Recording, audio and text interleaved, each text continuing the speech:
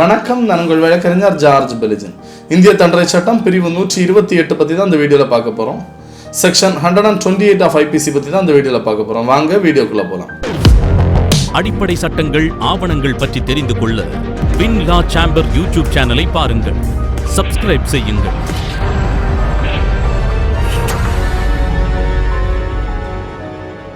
Section 128 of IPCயில் என்ன சொல்கிறாங்கன்னா, ஒரு கைதியை தப்பிக்க செய்தல் சட்டப்படி குற்றம். அதாவது அது தப்பிக்க செய்வது பொது ஊழியராக இருந்தால் அது சட்டப்படி குற்றம். ஒரு போலீஸ் ஆஃபீஸர் ஒரு நபரை அரெஸ்ட் பண்ணி வச்சிருக்காங்க, வேறு ஒரு குற்றச்செயலுக்காக கைது செய்திருக்கிறான், ஒரு அரசுக்கு எதிராக போர் தொடுத்த குற்றத்திற்காக கைது செய்திருக்கிறான். இவங்களை தப்பிக்க வைக்கக்கூடிய பொது ஊழியருக்கான பனிஷ்மெண்ட் என்ன அப்படிங்கிறது, அதாவது பொது ஊழியர் அப்படின்னா அரசு ஊழியர் ஆல்ரெடி பார்த்துருந்தோம்.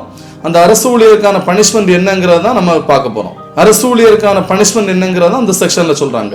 செக்ஷன் 128 படி அப்படி ஒரு போலீஸ் ஆபீசரோ ஒரு அரசு ஊழியரோ இதை தப்பிக்க விட்டாங்கன்னா, அந்த கைதியை தப்பிக்க விட்டாங்கன்னா, ஆயுள் தண்டனையுடன் கூடிய அபராதம் இல்லைன்னா 10 ஆண்டுகள் சிறை தண்டனையுடன் கூடிய அபராதம், இந்த இரண்டும் சேர்த்தும் விதிக்கலாம், தனித்தனியாக விதிக்கலாம். அரசு ஊழியர் இல்லைன்னா ஒரு காவல்துறை அதிகாரியா இருக்கலாம், ஏன்னா அவங்களும் அரசு ஊழியர் தான்.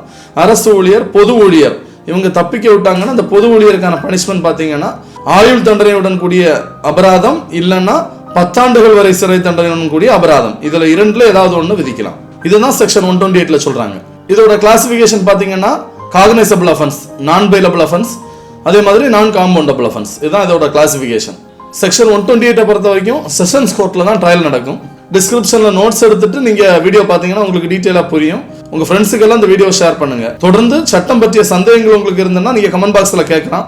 அதே மாதிரி ஆவணங்கள் சம்பந்தமான சந்தேகங்களும் நீங்க கமெண்ட் பாக்ஸ்ல கேட்கலாம். அதுக்கான வீடியோஸும் ஆல்ரெடி போட்டிருக்கிறோம். புதுசா ஏதாவது டவுட் கேட்டீங்கன்னா அதுக்கான வீடியோஸும் நாங்க போடுறதுக்கு ரெடியா இருக்கோம். வீடியோ ஷேர் பண்ணுங்க. சப்ஸ்கிரைப் பண்ணாதவங்க சப்ஸ்கிரைப் பண்ணிக்கோங்க.